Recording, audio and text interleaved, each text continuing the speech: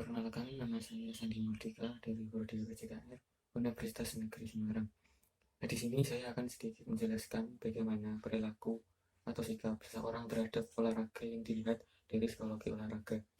Baiklah, untuk mempersingkat waktu, agenda yang akan kita bahas yang pertama dimulai dari definisi sikap, struktur, dan fungsinya dengan referensi khusus sikap defensif ego.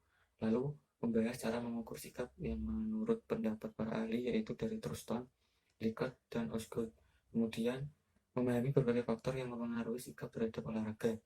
Selanjutnya, menggunakan teori tindakan beralasan dan teori perilaku terencana untuk memahami sebuah hubungan sikap dengan perilaku olahraga.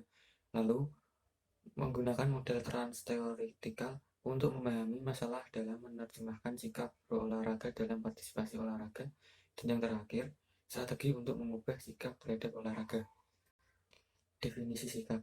Sikap adalah merupakan suatu unsur kepribadian yang mempengaruhi cara seseorang dalam bertindak dan bertingkah laku. Oleh karena itu, sikap memainkan peranan yang penting dalam kehidupan manusia, sebab dalam menghadapi pilihannya, seseorang dipengaruhi oleh sikapnya. Engel 1983. Menurut Pennington et al. 1999, ada dua pendekatan yang bisa digunakan untuk memahami sikap. Satu, pendekatan fungsional, yaitu melihat mengapa kita memiliki sikap dan bagaimana menghadapi sikap tertentu. Untuk membantu kita dalam pendekatan fungsional, sikap dibutuhkan untuk fungsi adaptif, fungsi pengetahuan, dan fungsi pertahanan ego. Yang kedua, pendekatan struktural, yaitu melihat pada faktor-faktor berbeda yang membentuk sikap. Pendekatan struktural melihat berbagai komponen yang membentuk sikap. Ada tiga aspek sikap: dimensi kognitif, dimensi afektif, dan dimensi perilaku. Dimensi kognitif sendiri, sikap berkaitan dengan keyakinan kita. Dimensi sikap afektif menyangkut perasaan kita, atau istilah afektifnya berarti emosional. Dimensi perilaku dari sikap menyangkut tindakan kita yang akan kita lakukan. Sikap berfungsi sebagai penyesuaian sosial yang membantu individu merasa menjadi bagian dari masyarakat. Ego defensive function atau sikap yang pembelaan diri. Sikap dapat digunakan untuk melakukan pertahanan ego dalam kondisi yang berpotensi menimbulkan psikologi haram atau bahaya psikologi. Mekanisme yang digunakan antara lain dapat berupa penyangkalan dan rasionalisasi. Fungsi ini sering digunakan ketika mengalami peristiwa yang mengganggu harga diri. Contoh, buat apa olahraga, tubuh kita masih sehat? Saya tidak bisa bermain badminton dengan baik karena tidak punya raket yang bagus. Itulah beberapa contoh dalam sikap ego defensif. Mengukur sikap. Kerangka pemikiran psikologi diawali oleh pemikiran para ahli psikolog seperti Louis Truston, Francis Likert, dan Charles Osgood. Menurut mereka, seorang terhadap suatu objek adalah perasaan mendukung atau memihak atau favorable, maupun perasaan tidak mendukung atau tidak memihak unfavorable pada objek tersebut.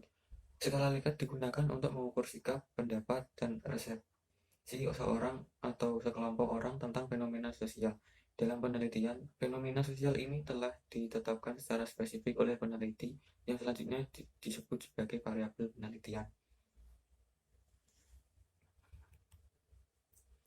Skala Truston merupakan skala sikap yang pertama dikembangkan dalam pengukuran sikap. Skala ini mempunyai tiga teknik penskalaan sikap, yaitu 1. Metode perbandingan pasangan, 2. Metode interval kemunculan sama, dan metode interval berurutan. Ketiga metode ini menggunakan bahan pertimbangan jalur dugaan yang menganggap kepositifan relatif pernyataan sikap terhadap suatu objek, atau bisa dikatakan masih sebatas hipotesa. Skala Likert banyak digunakan untuk penelitian moral, sikap terhadap orang yang hitam, sikap nasionalisme, dan sebagainya. Skala Likert dianggap lebih baik dari skala Truston. Validitasnya merupakan pertanyaan yang memerlukan penelitian empirik atau nyata.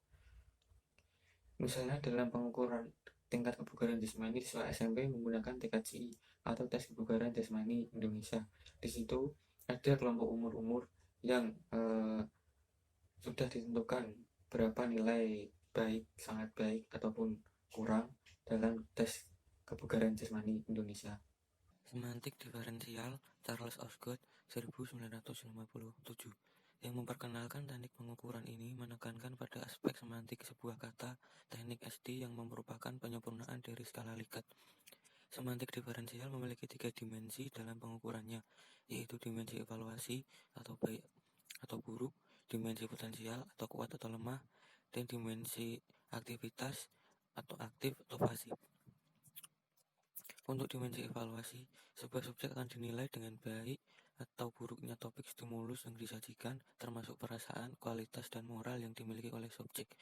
Dimensi potensi akan menilai kekuatan yang dikandung oleh stimulus, sementara itu dimensi aktivitas akan menilai muatan aktivitas yang dikandung stimulus, seperti cepat atau lambat, acak atau teratur, dan lain sebagainya.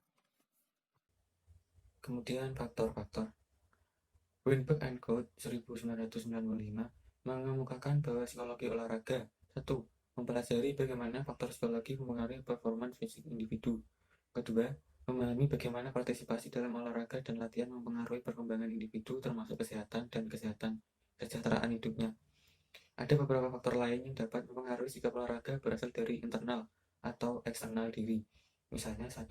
Emosi, 2. Keuletan dan kecerdasan, 3. Motivasi dan semangat, 4. Disiplin, dan 5. Percaya diri. Lalu kita ke teori tindakan dari Atzen dan Fishburne 1980 mengasumsikan perilaku ditentukan oleh keinginan individu untuk melakukan atau tidak melakukan suatu perilaku tertentu atau sebaliknya. Keinginan ditentukan oleh dua variabel independen termasuk sikap dan norma subjektif. Teori perilaku terencana ini dikembangkan dari teori tindakan beralasan dengan memasukkan tambahan yaitu membangun perilaku kontrol yang dirasakan.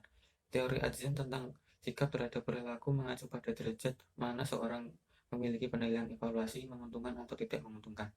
Hubungan sikap terhadap perilaku merupakan keyakinan individu terhadap perilaku yang menggambarkan probabilitas subjektif atau tingkat kepercayaan bahwa perilaku dalam pertanyaan akan menghasilkan hasil tertentu dan evaluasi menggambarkan penilaian implisit.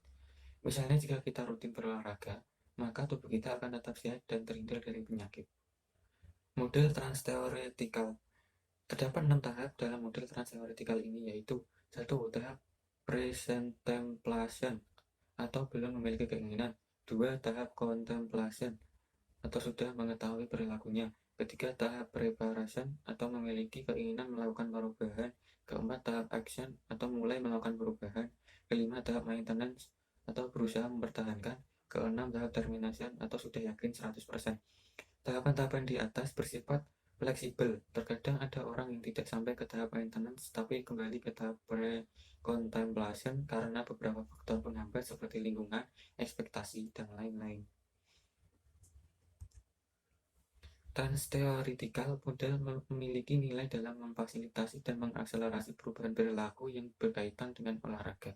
Misalnya jika kita ingin menguasai suatu cabang olahraga tertentu, maka kita harus terus berlatih agar bisa menguasainya.